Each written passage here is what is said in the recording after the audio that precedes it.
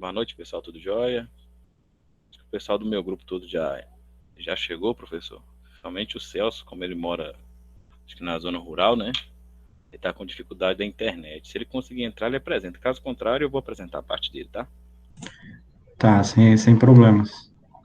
É só ele que tá faltando? Sim, somente.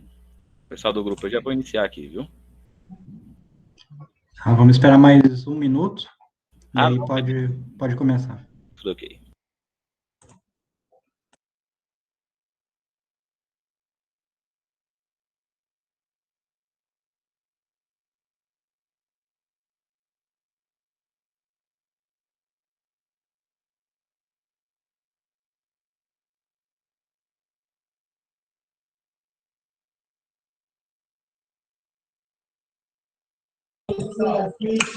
Pode dar início? Oi, podem iniciar se quiserem, já. Ah, beleza. Então, só Boa avisar noite, aqui, então, galera. só dar uma boa noite geral aí para todo mundo. A gente vai começar com o grupo 4. Hoje vão ser só dois grupos, né? Porque o grupo 6 não entregou. Eu acredito que todo mundo do grupo 6 não tá mais na disciplina.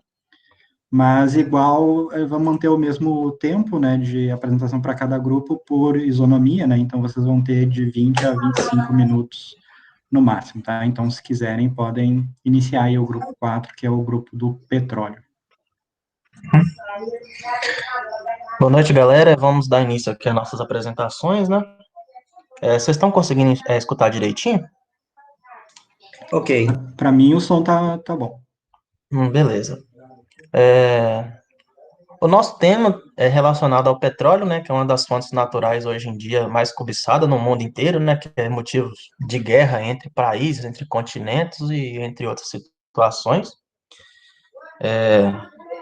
Os integrantes do nosso grupo, no caso, é o Celso Emanuel, Ideraldo Ferreira, Igor Lima, Juliana Coelho, Natália Ribeiro, né? E eu, Thiago Dias. Pode passar. Nossa, só um minuto. Galera, no caso, o petróleo ele vem do latim petra-óleo ou óleo de pedra. Por quê? Porque o petróleo ele é encontrado no subsolo, né? Aí, no caso, por o petróleo ele ser encontrado no subsolo, ele fica entre as rochas, no caso, que são aquelas rochas porosas, né?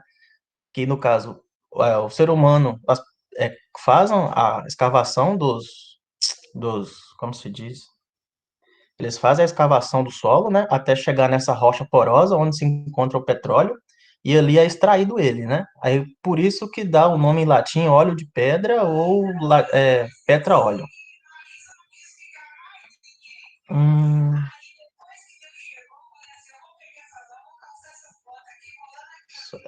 não, pode voltar, Ederaldo. Isso. No caso, galera, o petróleo ele é um combustível fóssil, né, originado de restos de vidas aquáticas, animais, né, acumulado no fundo do oceano primitivo,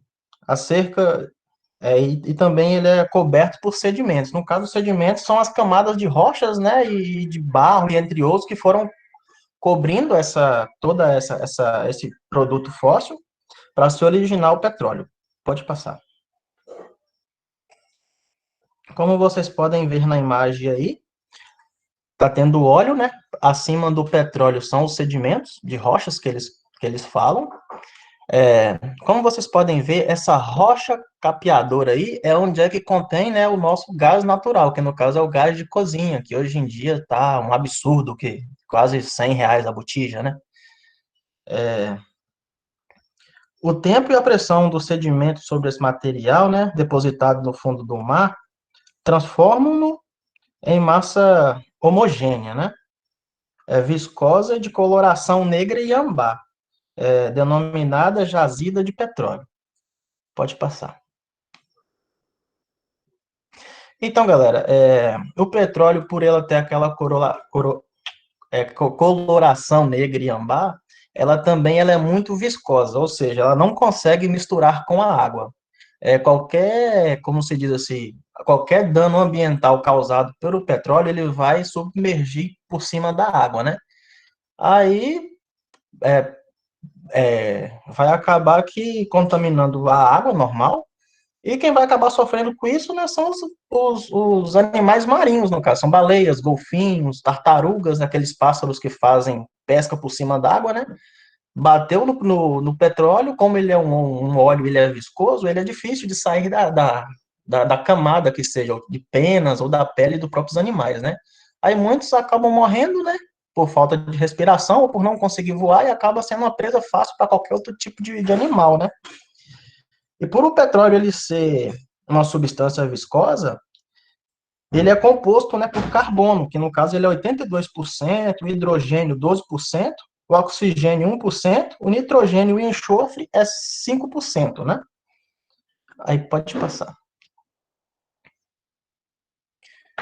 Como vocês podem ver, eu trouxe essa imagem aqui para vocês terem uma noção de como e a profundidade de que é feito a captação, né, a extração do petróleo, né?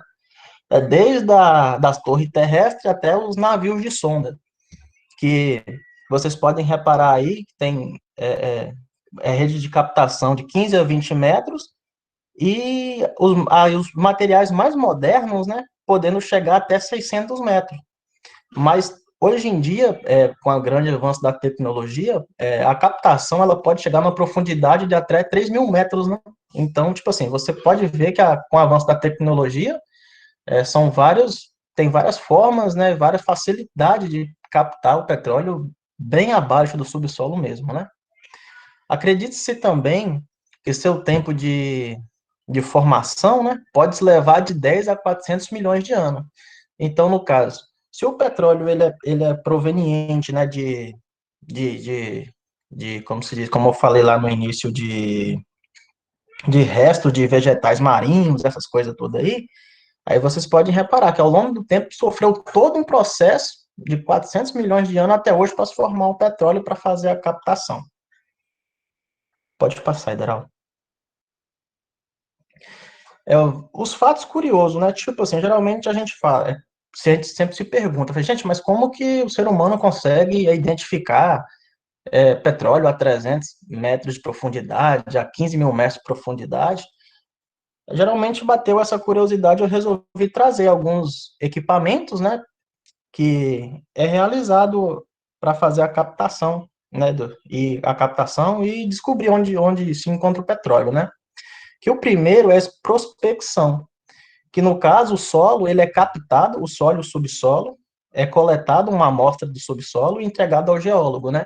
O geólogo que vai determinar a probabilidade de haver rochas reservatória de petróleo, né? Ele vai fazer todo um estudo em cima dessas amostras de solo e vai detectar se há ou não petróleo naquela região, né? Naquele lugar onde foi escavado e captado, captado, né? A terra e do subsolo. Pode passar. Aí tem esse gravímetro também, que é outro material que é utilizado, né?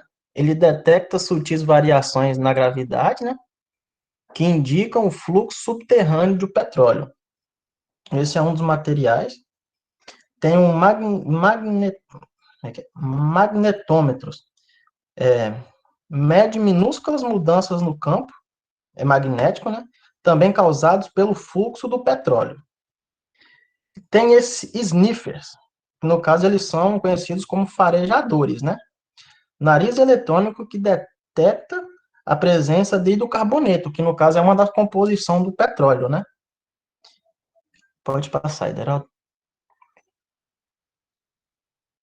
E outro fato curioso é que acontece no fundo do oceano, né? Geralmente é um dos fatos mais curiosos de como que eles conseguem fazer essa percepção, né, do petróleo no fundo do oceano, que é através desse sistema aí do sismólogo, que ele é um aparelho que ele cria ondas de choque, né, que passa pelas rochas e depois ela é refletida, né, para a superfície. Assim que ela é refletida para a superfície, o navio ele contém uns hidrofones, que assim que é lançado, esse hidrofone capta essas ondas de choque que foi lançada até o subsolo, podendo chegar de 3.000 a 5.000 metros de profundidade entre as rochas, né? Aí o geólogo vai fazer todos os estudos dessas ondas para que identifique, para ele saber realmente se tem ou não petróleo no fundo do oceano, né? Aí é só uma imagem ilustrativa mesmo para vocês terem uma noção de como que é feita esse lançamento de ondas, né? Aí desce até 3, 4 mil metros de profundidade de rocha dentro, aí depois ela é refletida para a superfície de novo. Aí é captado e realizado todo um estudo em cima disso. Aí eles realmente vão saber se tem ou não petróleo naquela região. Pode passar. Tá dando pra me ouvir certinho, gente? Tá um pouquinho baixo o som. Mas tenta falar um pouquinho mais perto aí do microfone. Vamos ver se a gente consegue ouvir. Ok. Eu vou estar falando, Thiago, fecha o microfone, por favor. Oi? Ah, tá. Fecha o microfone, por favor. Eu vou estar falando um pouquinho sobre a transformação de energia, né, os processos de prospecção, produção e refino de petróleo, bem como o armazenamento e transporte de derivados, de um modo geral, são bastante variados e complexos. Sua composição é basicamente, né, como o Thiago estava falando, uma mistura de compostos químicos e orgânicos e hidrocarbonetos, né? As fontes são renováveis, como carvão, gás natural, petróleo, etc., respondem hoje em cerca de 87% da matriz energética global, com destaque para o petróleo, que é a fonte mais utilizada aí desde desde a segunda Revolução Industrial. Uma vez extraído, o petróleo cru é transportado para uma refinaria, onde ele sofre transformações que resultam aí nos seus subprodutos. Apesar de sua eficácia hoje para a geração de energia, o petróleo é extremamente prejudicial ao meio ambiente, pois durante a sua combustão ocorre aí a liberação de gases poluentes. Quanto mais denso for o combustível, maior é o potencial de emissões. Esse é um dos motivos pelos quais os óleos diesel e ultraviscosos são considerados derivados com alto potencial de poluição. Esses gases provocam a poluição atmosférica e intensificam o efeito estufa. Além desses problemas, a exploração do petróleo em plataformas marítimas também podem causar aí a poluição hídrica através do vazamento, como o Thiago também acabou falando aí, em relação aí aos gases, que muitas vezes vão tentar buscar alimento e acabam ficando sujas do material, né? A transformação de energia é um fenômeno físico no qual a energia passa de uma forma para outra. Esse processo acontece o tempo todo. Quando dois objetos são postos em contato e em movimento com sentidos contrários, entre suas superfícies há um atrito. Esse atrito faz com que a energia mecânica que está sendo utilizada pelos objetos para se movimentarem não se conserve, pois está sendo transformada em energia térmica, né, o calor. Pode passar, Ederaldo, por favor. Para a fase de produção, são empregadas técnicas de surgência, técnicas primárias, para a fluidez material à superfície, né?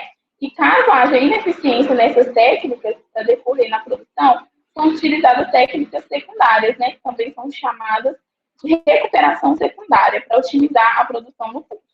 Produto extraído na fase de exploração e produção é refinado nas refinarias, sistemas complexos com múltiplas operações que dependem aí das propriedades do insumo. Dentro das refinarias, as operações pelas quais o óleo é submetido podem ser divididas em etapas aí de separação, conversão, tratamento e alguns auxiliares aí que serão definidas adiante. A separação, elas são sempre de natureza física e desestruturam o petróleo em sua forma mais básica, ou ainda tem a finalidade de processar uma fração previamente produzida para se obter um grupo específico de componentes. Além de serem predominantes no setor de transporte, os derivados do petróleo também são responsáveis pela geração de energia elétrica em diversos países do mundo. É possível gerar energia elétrica a partir da queima desses derivados em caldeiras, turbinas e motores de combustão interna. O calor obtido é usado para aquecer e aumentar a pressão da água, transformando-a em vapor, que por sua vez irá movimentar as turbinas, transformando a energia térmica em mecânica. O movimento das turbinas coloca em operação um gerador, o qual transforma a energia mecânica em energia elétrica. O vapor é então redirecionado para um condensador, onde será resfriado para retomar ao estado líquido e ser usado como água pelo sistema de caldeiras. Pode passar.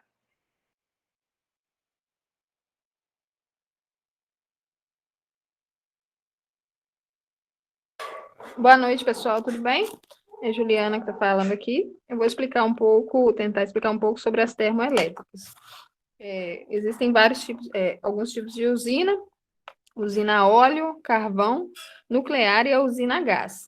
No caso, usa gás natural como combustível para alimentar uma turbina de gás. Essas usinas produzem energia em uma caldeira pela fissão de material radioativo. O calor gerado a partir desses elementos transforma em vapor a água presente nos tubos localizados nas paredes das caldeiras. Pode passar, Ida. Aí nós temos uma ilustração sobre o funcionamento, né, das termoelétricas. Elas operam com aquecimento da água para a produção de vapor, que aciona o gerador elétrico por meio das turbinas. E os principais combustíveis utilizados nas termoelétricas são o carvão mineral, a nafta, o petróleo, o gás natural e, em alguns casos, a biomassa. Pode passar. E agora, sobre os geradores. Os geradores são dispositivos que convertem vários tipos de energia não elétrica em elétrica, como, por exemplo, a bateria de carro, turbina eólica e a turbina hidráulica. Aí está mostrando um pouco também sobre, nessa ilustração, sobre a indução eletromagnética, que é um fenômeno de indução dita como a interação entre um campo magnético e um circuito elétrico. Pode prosseguir, por favor. E agora, professor, eu estou até na dúvida de como pronuncia esse nome, eu acho que é Faraday-Lenz. Faraday-Lenz. Faraday-Lenz. Isso. São físicos, né? E a lei da indução eletromagnética prevê como um campo magnético interage com um circuito elétrico para produzir força eletromotriz, que no caso é o potencial elétrico medido em volts fornecido por um gerador. Pode passar. Sobre os impactos gerados pelas termoelétricas, na usina termoelétrica, um combustível é queimado e, ao queimar esse calor gerado, aquece a água de uma caldeira, que transforma em vapor, que gira uma turbina, transformando a energia térmica em energia cinética.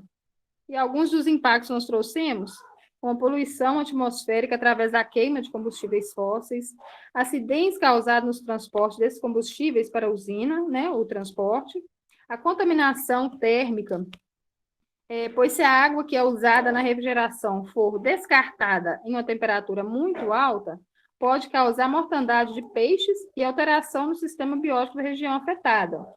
Porque essas fontes também geralmente não são renováveis, sendo a maioria de origem fóssil, o que causa bastante preocupação sobre a disponibilidade desses recursos a médio e a longo prazo.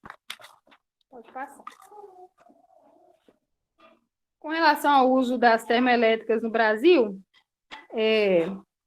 as potências são medidas por quilowatts.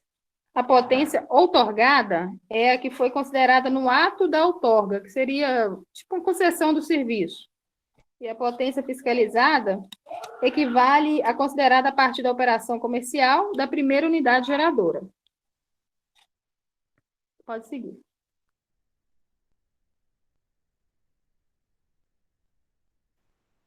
Boa noite, tá dando para me ouvir aí? Sim, estamos ouvindo. Pode falar. Ok, eu vou dar continuidade sobre a situação no Brasil, né? A produção do petróleo no Brasil ele teve um aumento nos últimos anos, porque há mais de 20 anos a maioria do petróleo brasileiro ele era de origem de importações, né? Porém, atualmente, o país já tem autossuficiência do produto. A produção brasileira atualmente é de mais de 2 milhões de barris por dia, né? Esse desempenho aí deixa o país como um dos maiores produtores aí da América Latina, né? Em 2005, foram descobertas novas jazidas de petróleo na camada do pré-sal, abaixo da bacia de Santos. E a exploração começou a partir de 2012. Pode passar, Guilherme.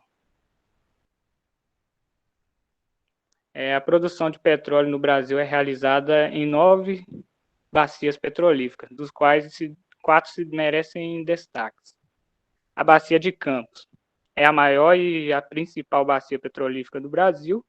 Ela fica na região que vai por todo o litoral do Espírito Santo até o norte do Rio. Ela é responsável por 80% da produção do país. A Bacia de Santos é a bacia com maior potencial de crescimento e é nela que fica aí localizado o pré-sal. Ela vai do litoral sul do Rio até o norte de Santa Catarina. A Bacia do Espírito Santo, ela fica próxima às porções central e norte do Espírito Santo até o litoral sul da Bahia.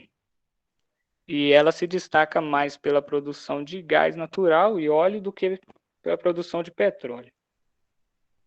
Bacia do Recôncavo Baiano. Ela é a segunda em volume de produção e a primeira a ser explorada no Brasil. Iniciou desde 1950. Ela fica ao longo da Bahia. Pode passar. Em 2020, teve uma crise, né, do petróleo. Tivemos uma alta desvalorização do preço do petróleo, que atingiu um dos menores preços em 20 anos. Isso aconteceu por conta de uma guerra de preços no mercado internacional de petróleo, que foi protagonizada aí por Rússia e Arábia Saudita. A queda dos preços, junto com o pânico aí do começo do coronavírus, né, o avanço do coronavírus, impactou o mercado de forma acentuada, principalmente empresas que dependem do petróleo. Por exemplo, a Petrobras mesmo teve uma desvalorização de mais de 54%. Em 2021, o preço do barril deu um salto de quase 35% no começo do ano. E chegou a custar $73,38 nos primeiros dias de março. Olhei hoje, parece que está $69,11. E ao contrário de 2020, que o mundo quase não gastava, né? E aí teve uma procura menor, aí desvalorizou. Já em 2021 o valor vem subindo ao nível em que estava antes da pandemia. Aí pode passar.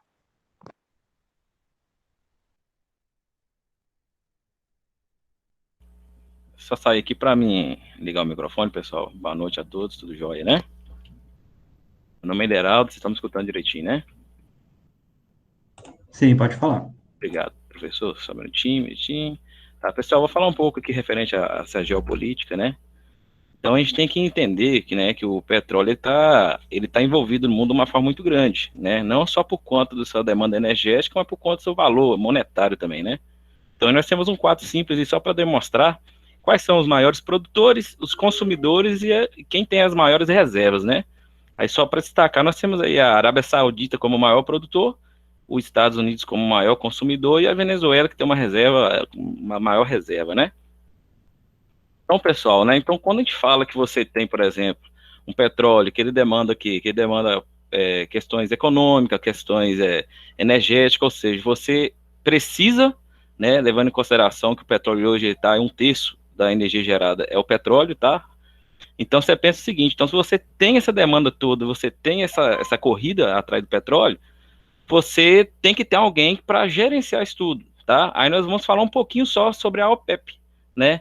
A função da OPEP, gente, ela veio o seguinte, né? Ela veio para ajudar a gerir todo esse sistema, né? Se a gente for olhar na figura, a gente vai ver que nós temos diferentes consumidores distribuídos no planeta, produtores. Então, para você organizar e para você começar a colocar, por exemplo, um padrão, não só de preço, mas também de produção, né? Aí foi criada a OPEP, né? Então ela tem essa função, né? Essa função de controlar, né? Muitas vezes ela age, né? Muita gente chama ela até como ela fosse parte de um cartel, né? Muita gente chama assim, porque ela controla preço e muitas vezes até a demanda de produção, né? Então o Brasil hoje não faz parte da OPEP, né? Estive pesquisando hoje, o Brasil ele era, né? No início ele era 15º, né? Produtor.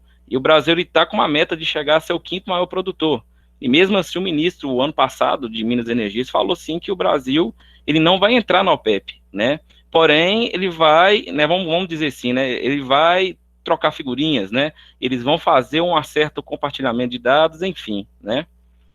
Então, ou seja, né, então o petróleo, assim como ele tem um papel muito forte na economia tal, mundial, essa OPEP, ela gera muito nisso aí, né? Ela controla preço, então como, dependendo da situação que ocorrer, você pode gerar um desequilíbrio na economia mundial. Então a OPEP, ela sempre trabalha nesse ponto, né? Fazendo vamos dizer assim, ela trabalha fazendo um gerenciamento para que não possa fugir e ter desacordo. Mas infelizmente muita gente fala, né? A gente vê muito comentário, pessoal, eu li alguns artigos, pessoal falando que muitas vezes as pessoas falam que ela age mais pelo lado do produtor do que do consumidor, né?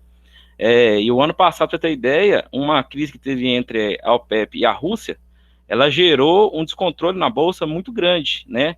Aí entrou a Arábia Saudita, que é uma das maiores produtoras, né? É a maior produtora, né? Tentando resolver o problema. A Rússia não quis, ela começou a jogar muito, produzir mais para desestabilizar mais ainda. Então, só para vocês terem uma ideia de quanto que isso pode ser prejudicial, tá?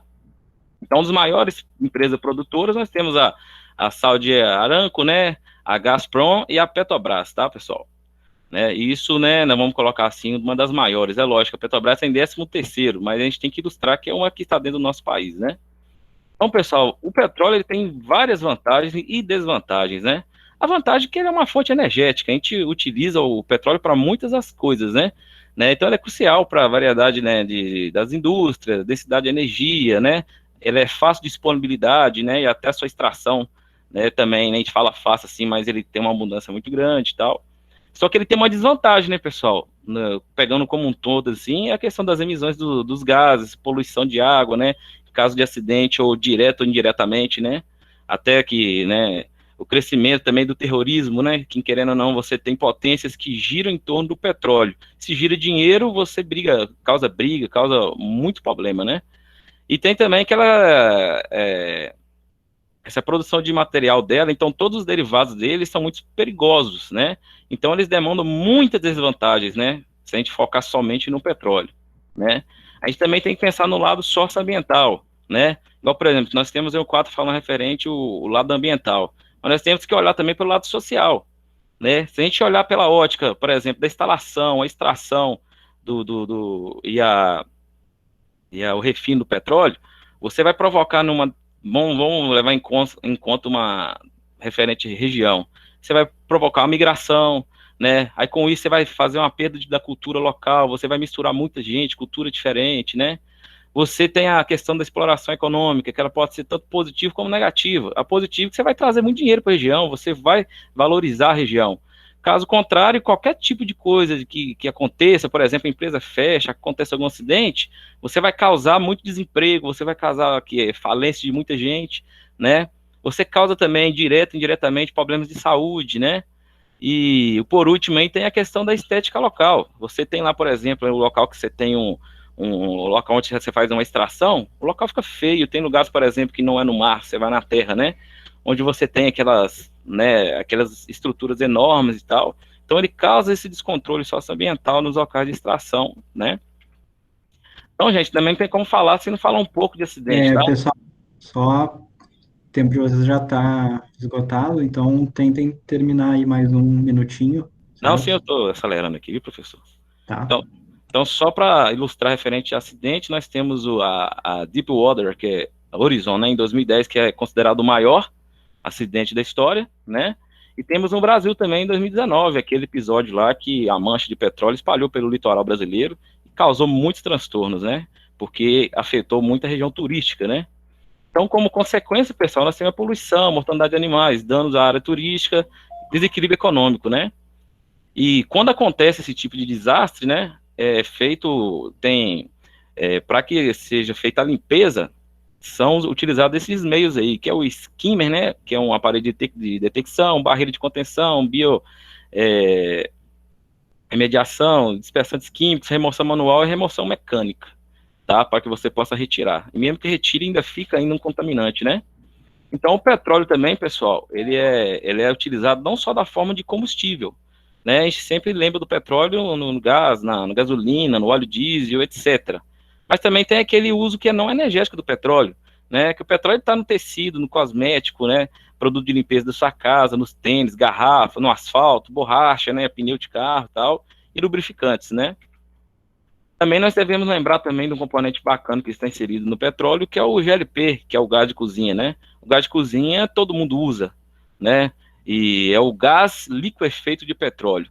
Ele pode ser extraído de duas formas, ou de várias formas, mas as duas principais, né, é na destilação do petróleo cru, ou então extraído direto nos bolsões de ar, né. Aí tá aí uma figura que ilustra a composição do GLP, tá? As características das principais aqui, que ele é incolor e ele é inodoro, ou seja, ele não tem cor e não tem cheiro. Aí é colocado até componentes químicos no gás para que você possa sentir o cheiro dele, para que não seja tão perigoso, né? Se não fosse isso, você não conseguiria nem sentir o cheiro dele, tá? Além de ser utilizado não somente, que a gente conhece na maioria das vezes só no fogão, ele é utilizado também na climatização, queima de secagem de cerâmica, modelagem de acabamento de vidros e etc, tá, pessoal? Tá? Então, para falar da perspectiva de futuro do petróleo, é importante a gente falar referente ao efeito estufa, tá? Resumidamente aqui, pessoal, o efeito estufa, ele sempre ocorreu, sempre teve o efeito estufa. Porém, né, com a queima dos combustíveis fósseis, você joga muito produto, muita química na atmosfera. Isso faz, só para exemplificar para vocês, é como se você estivesse dentro do seu carro. Você está dentro do seu carro no sol, você que carro está recebendo a radiação solar, ele vai aquecendo lá de dentro com o vidro fechado. Se você não abrir o vidro ou tiver em movimento para dispersar esse calor, né, ele só vai esquentando assim mais. Então, no nosso planeta, a mesma coisa. Então, quanto mais você consumir produtos de combustíveis fósseis, né, você vai aumentar cada vez mais, né, esses níveis do aquecimento global, né, e o referente ao efeito estufa, tá?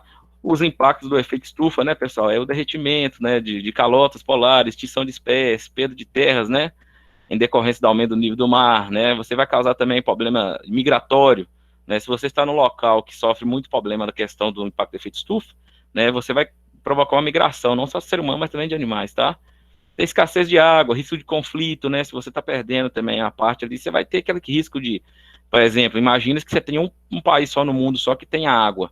Você sabe que vai dar conflito, vai dar muito problema, né? E tem problema de saúde também, que pode ser causado por conta do efeito estufa, tá, pessoal? Então, para tentar reduzir isso, foi criado em 2015 o Acordo de Paris. Foi um compromisso, né, entre a mais de 100 nações, se eu não me engano, desculpa, é que eu no momento esqueci o valor, para tentar diminuir esse problema esse problema do efeito estufa, para tentar diminuir um pouquinho a produção desses gases, né, que é através dos combustíveis fósseis, tá? Só que eles estão tentando manter esse aquecimento abaixo dos 2 graus, né? Porém, a gente sabe que o Acordo de Paris não é de uma forma obrigatória, né? O país ele não tem obrigação de seguir. Sabemos também que é lógico que você tem sanções e outros tipos de metas que eles podem fazer com que o país ele tome uma determinada posição, né?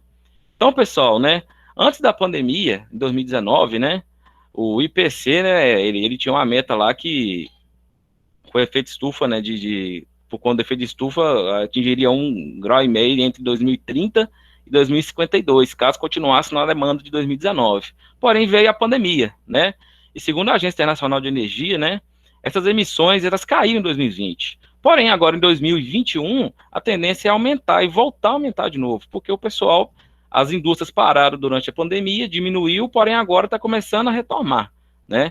Então, estão com a expectativa de 2021 pode chegar a 1,5 bilhão de toneladas, né, de gás lançado na nossa atmosfera, tá? Pessoal, vou ter que interromper vocês aqui, porque realmente já estourou bastante o tempo, né, e aí acaba ficando injusto com os outros grupos, tá? Então, pode encerrar a apresentação agora mesmo. Não, esse era os 2 últimos. Aí.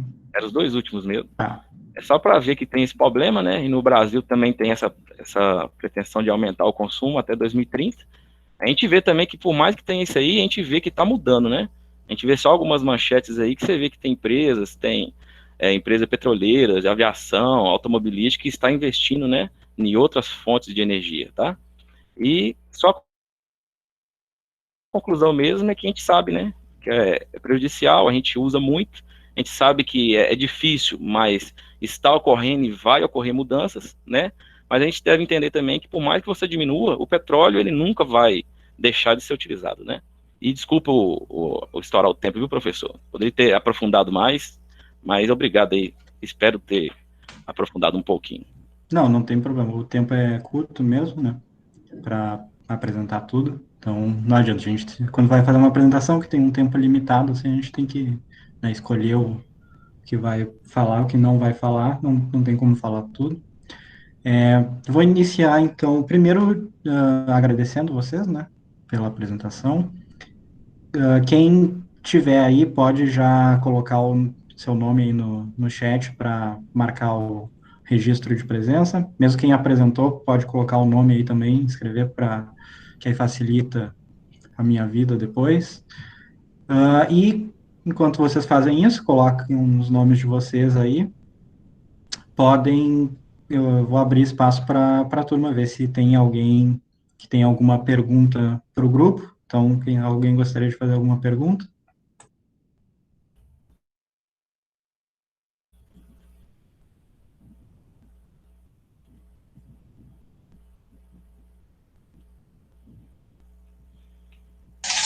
Arthur, não é nem exatamente uma pergunta, né? É só uma análise, né? O que o petróleo pode aumentar o terrorismo, né? A gente viu que o petróleo realmente ele é capaz de causar guerras e outros conflitos, né? Igual foi falado entre a OPEP e a União Soviética, a Rússia, né? Então, realmente, a gente tem mais um motivo para a gente poder procurar fontes mais limpas, né? Deixar esse negócio de combustível fóssil para lá. Tá, realmente, o petróleo ele envolve muito interesse econômico, né? Então, esse é um dos problemas dele, mas é lógico, fora isso, tem também os problemas ambientais, que também são bem graves, né?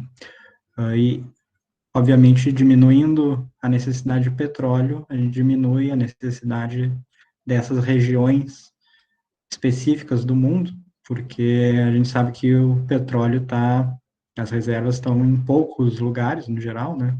Em muitos locais que acabam sendo complicados por diversos fatores históricos que envolvem o próprio petróleo e a exploração dele, né? Alguém teria alguma dúvida? Então, se não tiverem, daí eu vou fazer umas poucas perguntas aqui para o grupo. Acho que ninguém se manifestou. Então, deixa eu começar perguntando sobre um ponto que vocês falaram lá bem no início da apresentação, que é sobre o gás natural, né? Vocês disseram que o gás natural é o gás de cozinha. Então, isso é exatamente assim? Como é que é? Existe alguma diferença?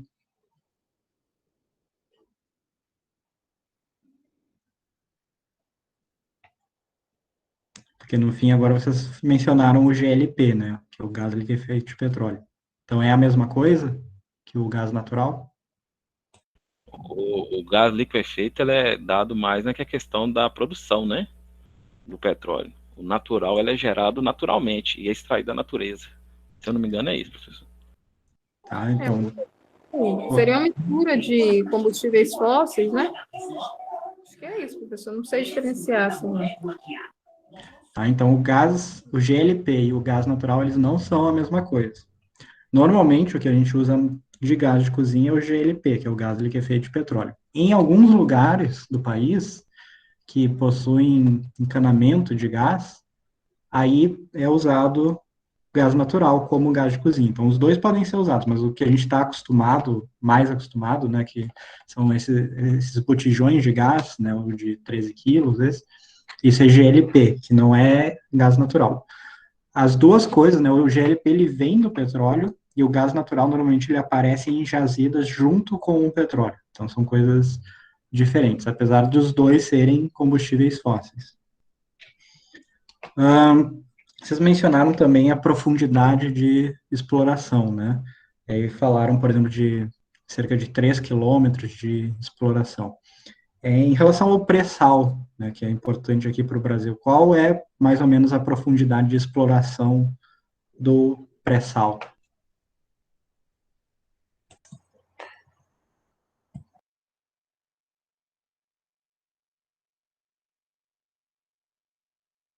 Vai falar aí, Thiago, que vai não, né? Aproximadamente, acho que 7 quilômetros, ou... São 7 quilômetros, às vezes mais que isso, né? O pré-sal é de uma exploração super profunda, né? E a Petrobras é a líder no mundo nessa tecnologia, né? Por causa justamente do pré-sal aqui no nosso país. Ele tem esse nome porque normalmente quando a gente olha o oceano, o fundo do oceano, existe uma camada no fundo do oceano de sedimentos, né? Basicamente rochas, areia. Abaixo disso tem uma camada de sal, e aí a gente divide o que está acima dessa camada de sal, é chamado de pós-sal, e era onde era feita a exploração de petróleo no Brasil até alguns anos atrás, essencialmente. E aí se descobriu essas reservas abaixo dessa camada, que são bem mais profundas, né? 7, 8 quilômetros, 9 quilômetros de profundidade, que aí ficam conhecidas como pré-sal, porque elas estão abaixo dessa camada de sal, né? Então vejam a exploração dela. Hoje em dia no Brasil e em alguns outros lugares ela é feita a profundidades muito maiores. Entendeu? Vocês mencionaram na página 8 também o método sismológico, basicamente, de prospecção de petróleo, né? E aí vocês mencionaram que tem algumas ondas ali que são enviadas para fazer essa análise. Que tipo de onda é essa que é emitida?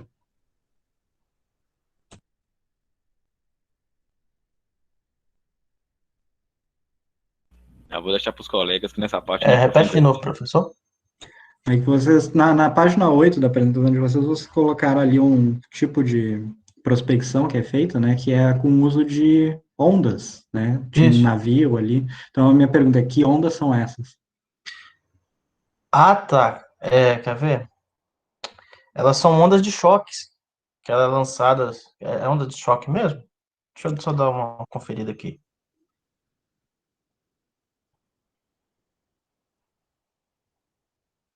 Só um instante.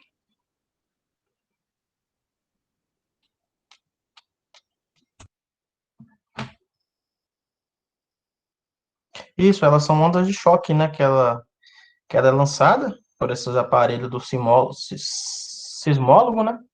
Que ela é lançada sobre o subsolo, no fundo do oceano. Aí depois que ela bate lá que ela encontra, né? O que seja o petróleo, aí ela é lançada automaticamente para a superfície, né? E ela é captada, né? Pelos hidrofones. Aí, assim, igual eu disse, ela é estudada pelo geólogo, né? Sobre essas ondas, em cima das ondas.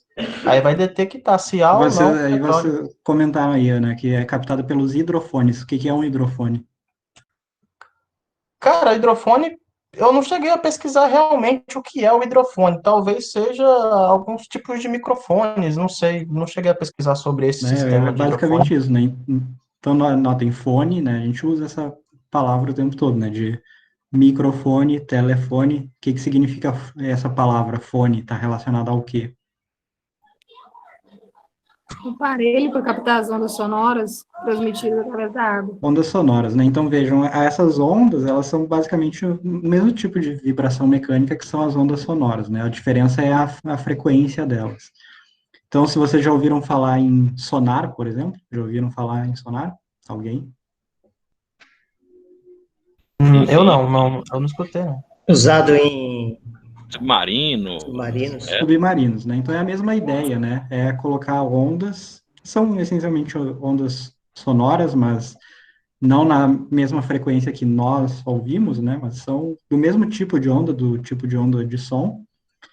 E aí isso era emitido como se fosse alguém falando, por exemplo, né? E bate em algum lugar e aí depois é recebido, captado por um microfone especial, que é um hidrofone.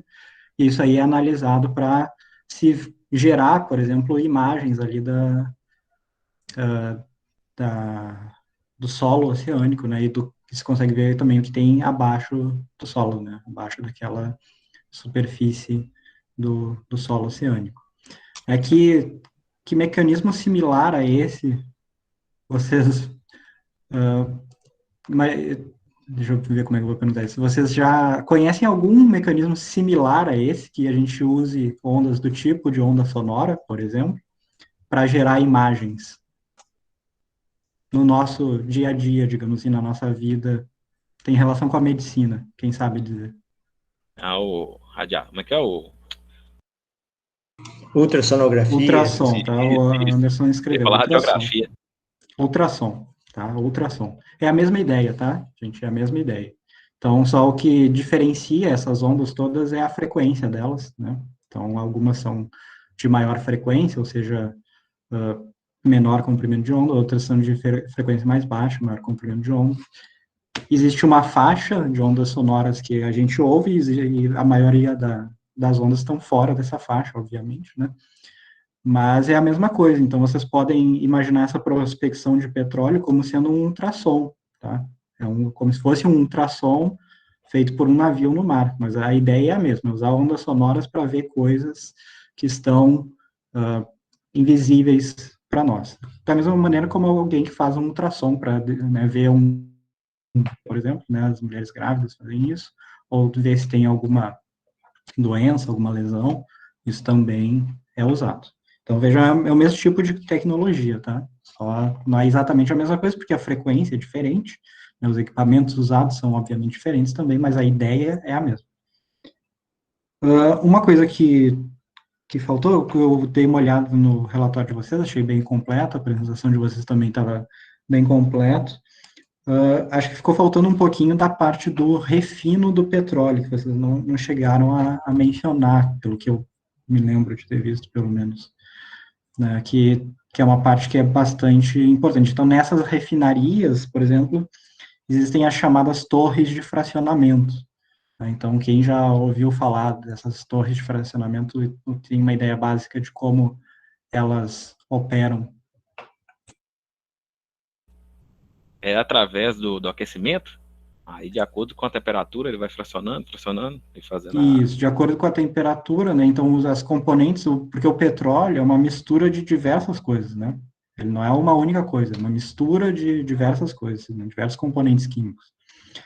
E aí tem componentes que são mais densos, digamos, e outros que são mais leves, né? Ou menos densos. E aí, quando se aquece essa mistura, os componentes que são mais pesados, eles ficam mais para baixo na torre e os mais leves sobem, né? Então, isso é exatamente a destilação fracionada, como colocou o Anderson aí. Tá? Então, isso é uma coisa importante para ver como se faz ver basicamente, né, como funciona essa destilação, né, do petróleo. E por último, então, perguntar para vocês, né, vocês falaram da OPEP aí, vocês não chegaram a listar os países da OPEP, né? Não, a gente chegou a listar, não. Não? Tá. E aí vocês mencionaram, né, que tem gente que diz que é um cartel. Eu queria saber de vocês, o que vocês consideram? É um cartel ou não? Ó, a minha opinião pessoal, ela funciona como um cartel, porque ela que regula, tudo é baseado no que ela impõe. Tá, é exatamente, é um cartel. A ideia dela é ser um cartel, né? Porque a ideia é que os países exportadores de petróleo fazem parte dessa organização, e vejam, é uma organização que envolve alguns países só, não significa que todo país que é produtor ou exportador de petróleo esteja no OPEP, né? É um clube mais ou menos fechado, tem alguns países que podem querer entrar, ou alguns até que saíram da OPEP, mas é basicamente um cartel, porque a ideia é controlar os preços do combustível, né, do petróleo no mercado internacional.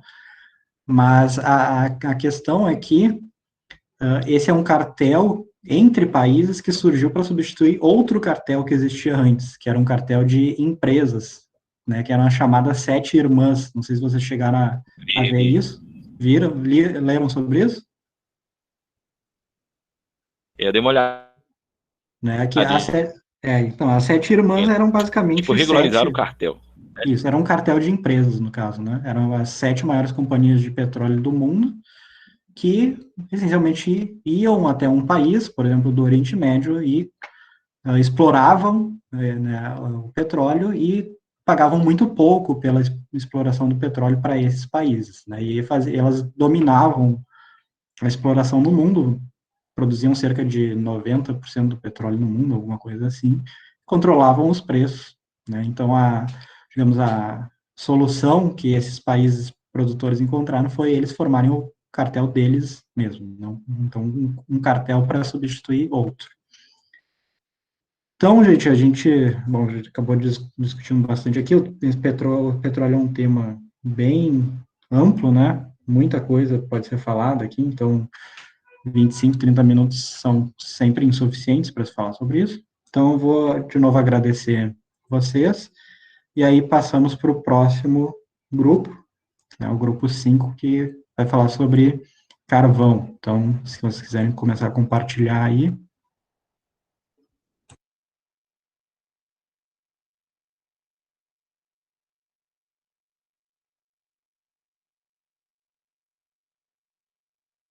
Quem aí do grupo 5, grupo do carvão, quem é que está aí? Professora, eu sou do grupo 5, do carvão. Aí quem ia começar a apresentar é a Vitória. Aí a Vitória entrou. Só um minutinho que o Zé Santos que vai colocar Tá, podem na tela, porque eu compartilhar estou aí, apresentando podem meu telefone. começar quando conseguirem.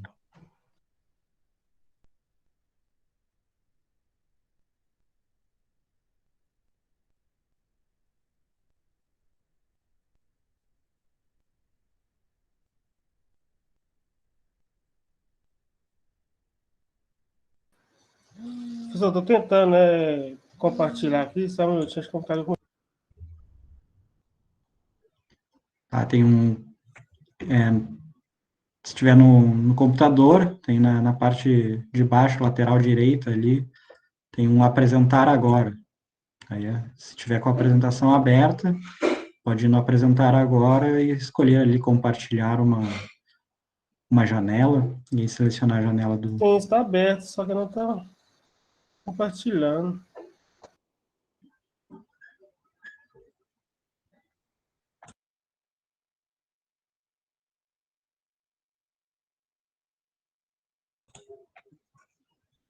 Tá, tem mais alguém do grupo que está com a apresentação aí, que possa tentar compartilhar? Agora foi. Está aparecendo agora.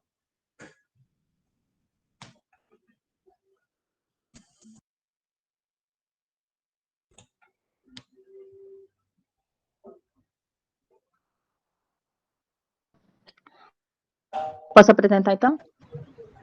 Deu certo aí, Zé Santos? Pode apresentar. Então, gente, boa noite, né? Os componentes do grupo é a Ananda L, o Rafael Dunga, o José Santos, o William Nascimento e eu, Vitória Cecília. O Rafael e o William, eles estão em estrada, né? Então não teve como ele estar apresentando, mas a gente vai apresentar os outros 3 do grupo. Eu vou começar, né, falando que o nosso tema é o carvão mineral, né? Carvão mineral é um mineral não renovável, né? Conhecido como uma rocha sedimentar, que é originada há milhares de anos, que é encontrada sob solo em depósitos de origem orgânica. Segundo a Agência Nacional de Energia Elétrica, é um combustível fóssil, né, com maior disponibilidade no mundo e uma das fontes de energia usadas pelo homem. Passou a ser utilizado em grande escala no período da Revolução Industrial. O carvão, ele existe há milhares de anos, né, em depósitos de origem vegetal, formado por decomposição de matéria orgânica sem a presença do oxigênio. E é originado de vegetais e subterrado e compactado, sofrendo ações de bactérias, né, bem como das condições de pressão de calor no ambiente do depósito, formando o período carvão mineral, que corresponde ao período carbonífero durante a era paleozoica. O carvão mineral, ele pode ser encontrado, segundo o Departamento Nacional de Produção Mineral, em regiões de baixas temperaturas ou climas temperados. Localizado em todos os continentes, né? Os vegetais são carbonizados antes de apodrecer nesses locais.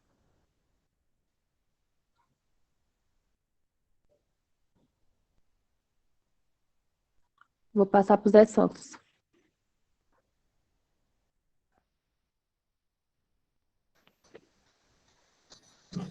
Pessoal, boa noite. Quanto à Pode falar, boa noite. Oi? Não, pode falar. Boa noite. Quanto à composição do carvão mineral, ele é composto aí por alguns nutrientes, em principal o oxigênio, o hidrogênio, o enxofre, entre outros. Os recursos minerais, o teor de aproximadamente aí 55% a 95% de elementos, fazendo, portanto, com que ele haja tipo de carvão mais ricos em carbono. O teor do carbono é isso que define a maturidade geológica desse mineral.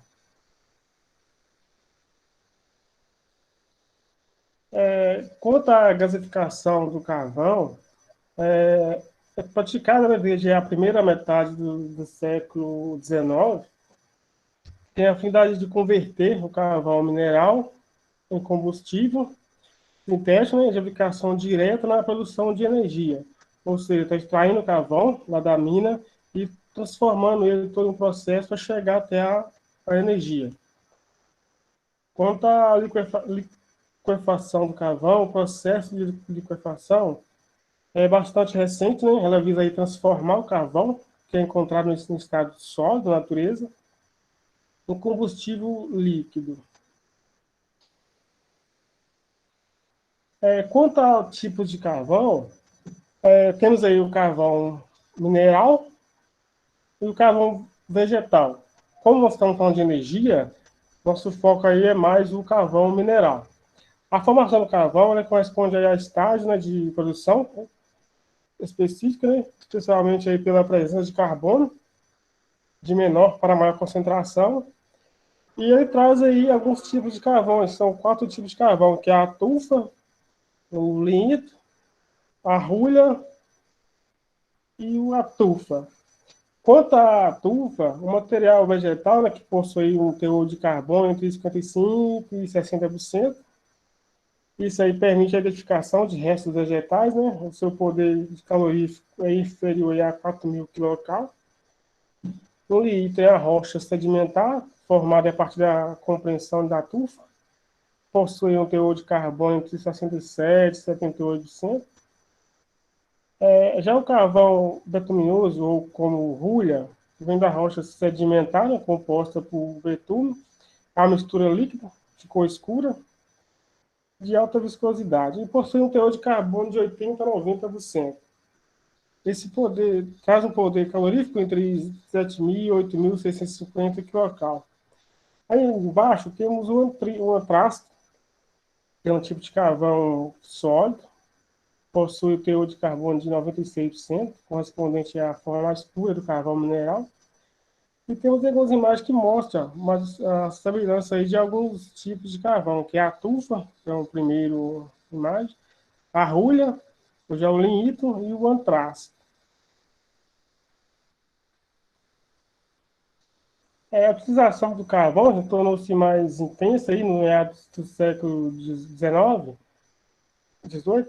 período de corresponde à Revolução Industrial. Esse carvão mineral é utilizado para viabilizar o funcionamento de máquinas a vapor, e entre outros. Atualmente, o uso do mineral diminuiu, né, visto que outras fontes de energia foram surgindo, como a principal das fontes de energia hoje que tem no país e no mundo inteiro, é o petróleo. E eu passo agora as vantagens para a Nanda apresentar.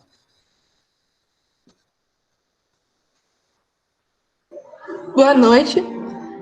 Agora sou eu que vou começar a falar, então vamos lá. Vantagem e desvantagem. Vantagem. O carvão mineral apresenta elevada eficiência energética, produz quantidades significativas de energia por unidade de peso, é de fácil localização e possui depósitos em diversas regiões do mundo. Como fonte de energia e quando comparada às fontes de energia alterada, apresenta melhor custo-benefício. Desvantagem. É o combustível fóssil que mais polui o meio ambiente e provoca impacto ambientes negativos tanto na sua extração como na sua utilização.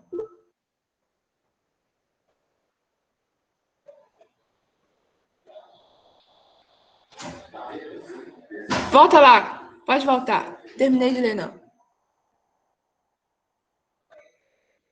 Por ser uma fonte de energia não renovável, suas reservas podem esgotar-se com o tempo.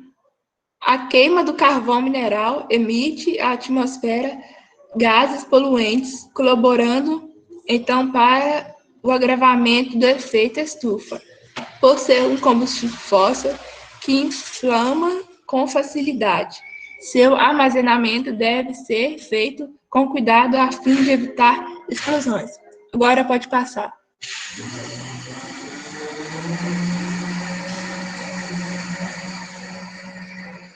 Extração do carvão mineral. A extração do carvão mineral pode ser feita de duas formas. Lavra a céu aberto. Ocorre quando a camada do carvão aflora a superfície. Lavra subterrânea.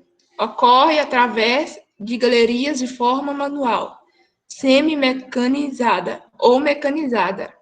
Há dois métodos principais de mineração subterrânea: câmeras e pilares e longwall.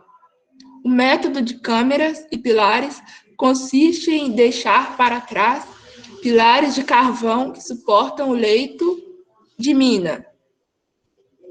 A escolha do tipo de lavra a ser utilizada depende da profundidade em que se encontra o depósito mineral e de tipos de solo.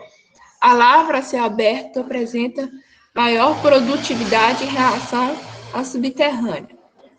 E, segundo o Instituto Mundial do Carvão, a extração de carvão mineral feita a céu aberto corresponde a 60% da oferta do mundo todo e também no Brasil, sendo a mineração mais comum. Passa. Aí está a foto da lavra a céu aberto e lavra subterrânea.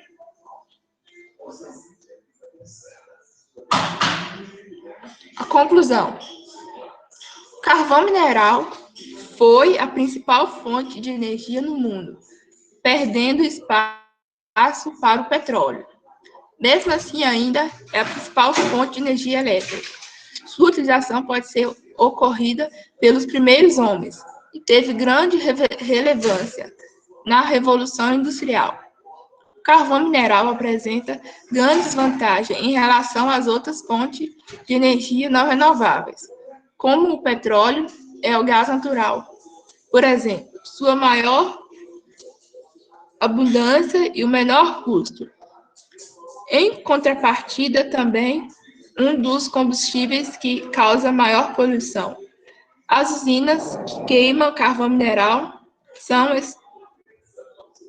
responsáveis pela maior parte da poluição do ar e emissão de gases de efeito estufa, além de formação de chuvas ácidas. Pode-se tornar que o carvão mineral, mesmo sendo uma fonte promissória de energia, ainda apresenta grandes problemas quanto à questão ambiental. Para finalizar, destaca-se que o carvão mineral foi ainda um dos componentes mais importantes da matriz energética global, sendo utilizado não só para queima, mas com processos gaseificados e liquefação, podendo durante o processo produtivo gerar subprodutos como os fertilizantes à base de amonia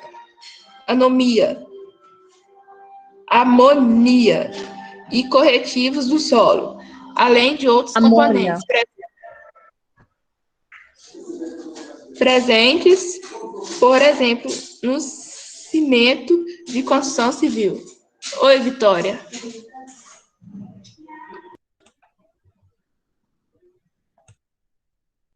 Referências bibliográficas. Oi, Vitória.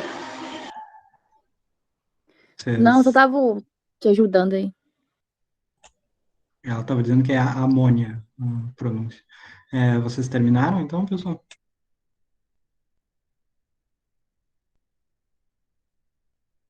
Sim, terminamos.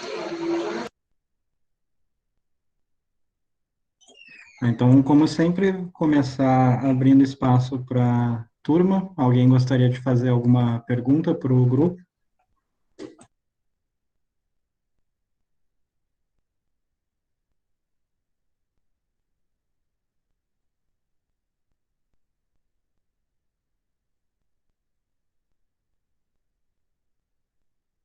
Ah, não temos pergunta da turma?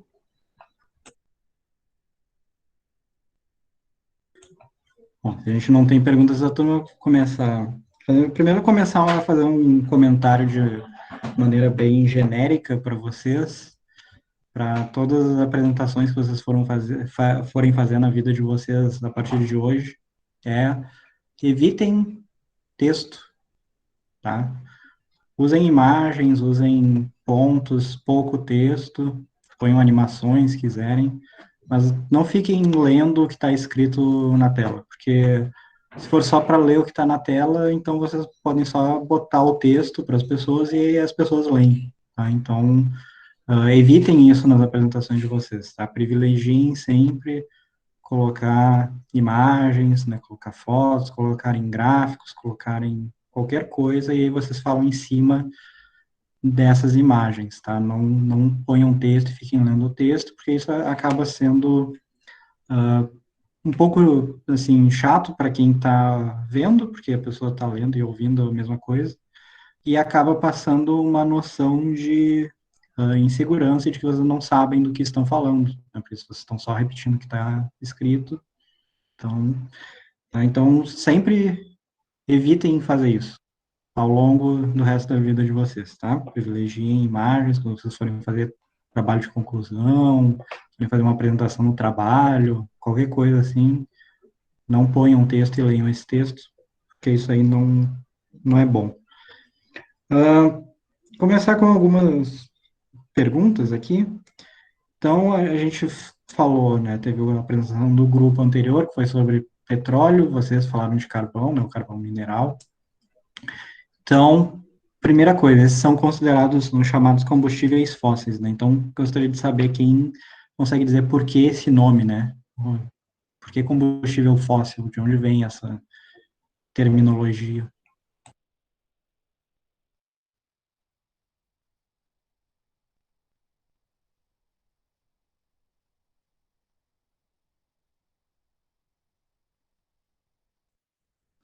Professor, responde a pergunta de novo, porque tá travando demais.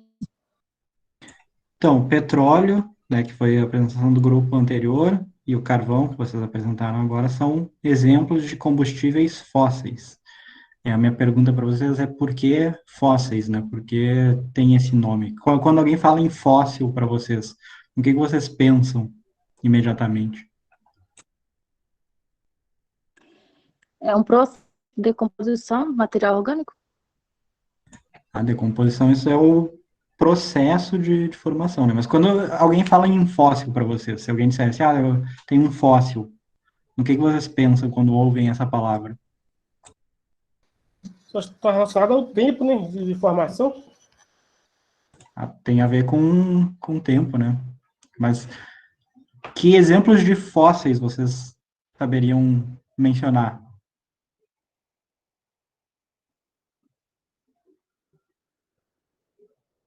Se alguém apresentasse para vocês a palavra fóssil e pedisse para vocês relacionarem alguma coisa que vem na mente de vocês, com que vocês relacionariam isso?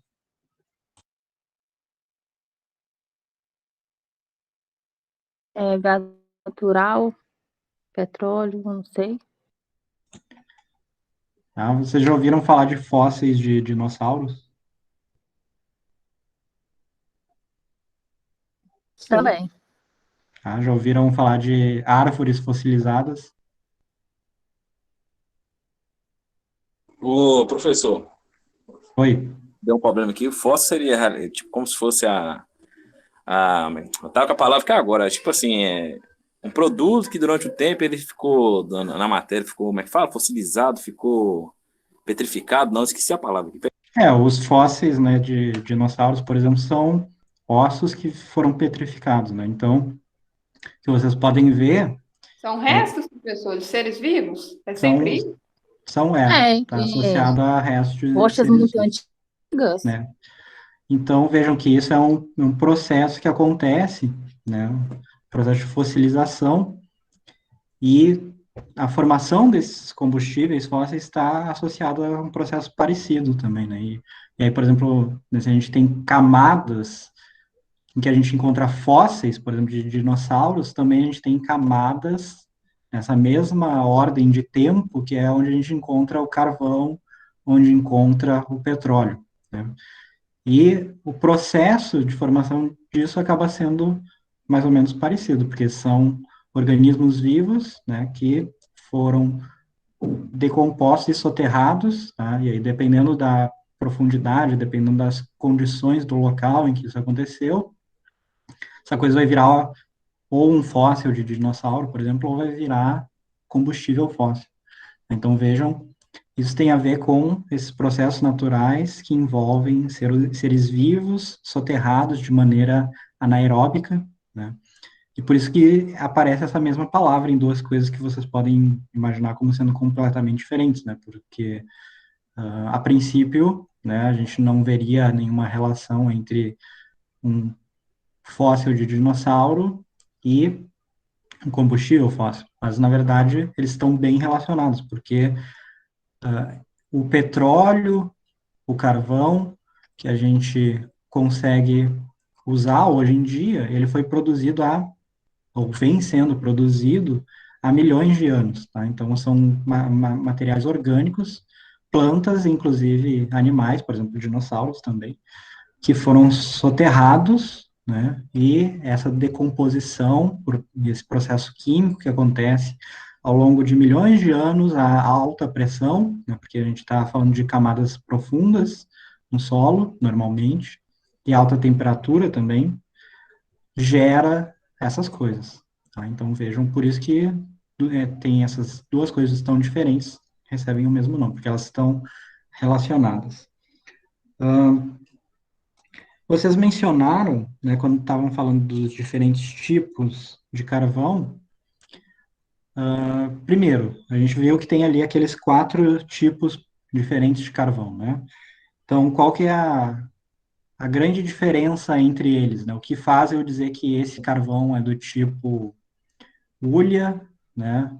E o outro é do tipo antracito, por exemplo, né? O que caracteriza esses tipos diferentes? Qual é a principal coisa que define eles? Que é a composição, né, na formação do carvão, tipo no caso do oxigênio, do carbono, entre outros. Tá, é a composição, mas qual é o principal elemento dessa composição que faz essa diferenciação aí? Acho que é o carbono. Exato, é o carbono, né? A quantidade de carbono que existe. Se vocês puderem voltar, inclusive, lá na apresentação, botar naquela página lá que falava dos tipos de carvão, aí vocês vão ver que tá ali, ó, material, né, a turfa de 55 a 60% de carbono, né?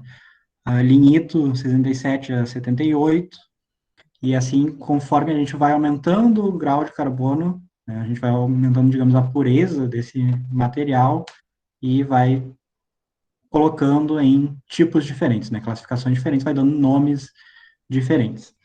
E aí eu queria saber de vocês qual que é possível vantagem ou desvantagem da gente ter mais ou menos carbono no carvão. O que vocês conseguem responder sobre isso?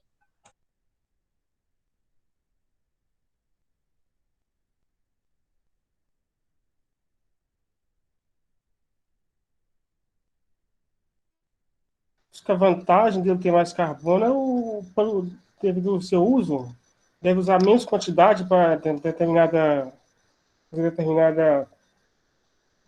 coisa com ele, por exemplo. Então, você usa menos carvão. Se ele tem menos carbono, você tem que usar uma quantidade maior. Seria isso? É um pouco isso também, né? A principal diferença é, bom, o que que a gente faz basicamente com o carvão, né? Qual é o principal uso do carvão mineral? O que que se faz, né? Digamos, a gente tem uma usina termoelétrica, por exemplo, que é um dos usos do carvão. O que que acontece com o carvão mineral numa usina termoelétrica?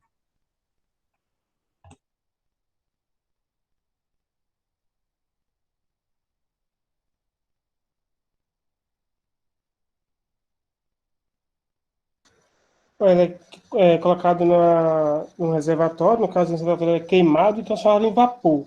No caso, se ele tiver menos carbono, provavelmente ele tem uma demora mais longa, né, para formar essa queima Tá, dele. então, ó, o carvão é queimado, certo? Mas o carvão não vira vapor. Tá? O que vira vapor é a água que é Refrigério. aquecida pela queima do Isso. carvão, tá? Mas, então, o que que é? Então, se ele é queimado, a gente está falando de combustão, não é? E, essencialmente, o que que é combustão? O que que vocês conseguem me dizer, né? Se alguém perguntasse para vocês o que é combustão, o que que vocês diriam?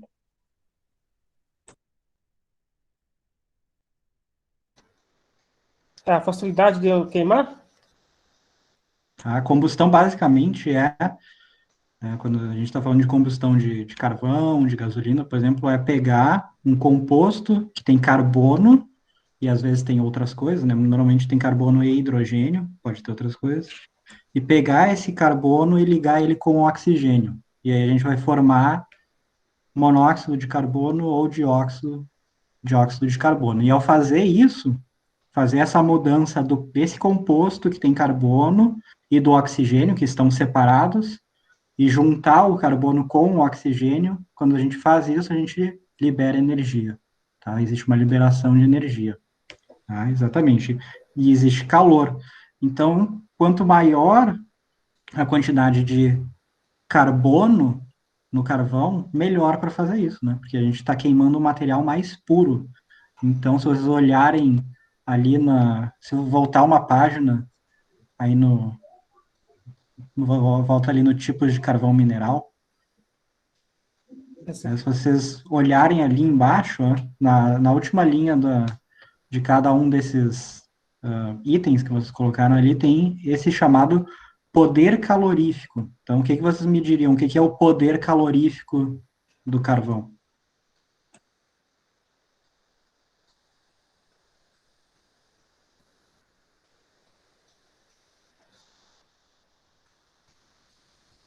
Mas seria a precisão da queima? Tá relacionado à queima, mas na verdade é quanto que esse material vai liberar de calor ao ser queimado, tá? E aí, se vocês olharem, o que está acontecendo ali é conforme a gente aumenta o nível de carbono no tipo de carvão, né? Comparem ali a turfa com o carvão betuminoso, vocês estão aumentando o nível, a quantidade de carbono, né, que existe no material, o percentual de carbono no material, e estão aumentando também o poder calorífico, ou seja, a mesma quantidade de carvão do tipo turfa e do carvão tipo betuminoso vai render quantidades diferentes de calor quando for queimado, tá? Além disso, também existe uma diferença nos outros componentes químicos que vão ser liberados nessa queima. Então, se eu tenho só carbono, basicamente, né, se o carvão antracito, que é aquele último que vocês têm ali, ele é mais de 92%, 92% de carbono, ou seja, basicamente carbono puro. Então, eu estou garantindo que na hora que eu fizer essa queima, eu vou ter liberação basicamente só de monóxido de carbono ou dióxido de carbono.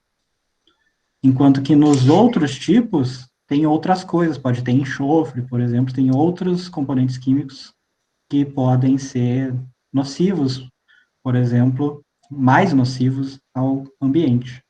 Tá? Arthur, Oi. Nesse caso, quando o carvão mineral ele tem mais carbono, eu poderia dizer que com menos carvão eu produziria mais energia? Seria isso? Sim, menos carvão, né? Ou de uma forma... É a mesma coisa que eu estou dizendo, mas assim, acho que fica um pouco mais difícil de comparar. Se a gente tem a mesma quantidade, né, de um carvão do tipo pior e o carvão do tipo melhor, e eu queimar os dois, o carvão do tipo melhor vai liberar mais energia, vai liberar mais calor. E menos componentes químicos tóxicos também. Tá? Então, é melhor, né, o carvão mais puro, com mais carbono. Qual que é o grande problema? É que também ele fica mais caro. Né? Então, o carvão pior é mais barato, o carvão melhor é mais caro. Inclusive, o tipo de carvão mais puro, né, que existe, ele é usado em outras coisas, que não apenas a queima. Ele pode ser usado em filtros também, né? Se vocês já ouviram falar desses filtros de carvão, ele tem que ser um carvão bem puro, porque senão a gente está filtrando com uma coisa que pode ser tóxica para nós, né? Carvão ativado seria esse? Exato, né? Faltou, eu acho que vocês mencionaram, então, bom, vocês mencionaram, o carvão já foi a principal fonte de energia do mundo, né? Hoje não é, mas ainda é muito relevante. Então, faltou aí vocês colocarem na apresentação de vocês, eu não me lembro se chegaram a colocar no relatório ou não, qual que é o percentual do carvão na matriz energética, na matriz elétrica do mundo hoje. Aí, se vocês forem olhar isso, que eu cheguei a apresentar para vocês em 2 semanas, 3 semanas atrás, ele é bastante alto, né? Na matriz energética ainda corresponde a cerca de 26% da matriz energética do mundo hoje, carvão, mineral, e na matriz elétrica é mais ainda, em torno de 38%, se não me engano. Então vejam que ainda é uma coisa extremamente relevante, né, no mundo hoje. E aí também acho que ficou faltando falar um pouco do carvão no Brasil, né? Então, né, por que o Brasil acaba usando pouco carvão? O que vocês responderiam a essa pergunta?